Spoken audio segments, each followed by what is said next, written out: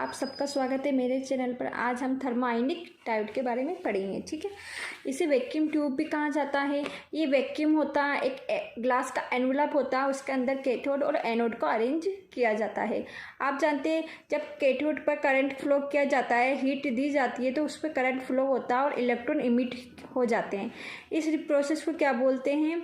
इस इफेक्ट को बोलते हैं थर्मोआयनिक इमिशन बोलते हैं। इलेक्ट्रॉन रिलीज किए जाते हैं यहाँ से, कैथोड से रिलीज इलेक्ट्रॉन एनोड की तरफ मूव करते हैं। एनोड इसको रिसीव करता है, रिसीव होने के बाद एक्सरे का प्रोडक्शन होता है। ठीक है, इस ट्यूब को अगर इस पर हीट और दी जाती है, कैथोड पर हीट अगर ज़्यादा दी जाती है तो करंट का फ्लो भी उतना ही होता है। करंट का फ्लो ज़्यादा होगा तो एक्सरे का प्रोडक्शन भी ज़्यादा होगा। और अगर एनोड पे वोल्टेज बढ़ा दिया जाए तो भी करंट का फ्लो ज़्यादा होता है। ठीक है, और अगर कैथोड का हीटिंग रोक दी जाए, कैथोड की हीटिंग रोक दी जाए तो फिर करंट का फ्लो होना बंद हो जाता है।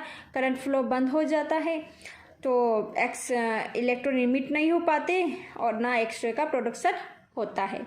ठीक है, थर्मोआयनिक डायोड के बारे में हमने पढ़ा है। ये वैक्यूम ट्यूब होता है, इसे वैक्यूम ट्यूब के नाम से भी जाना जाता है। आप यहाँ देख सकते हैं इसका डायग्राम।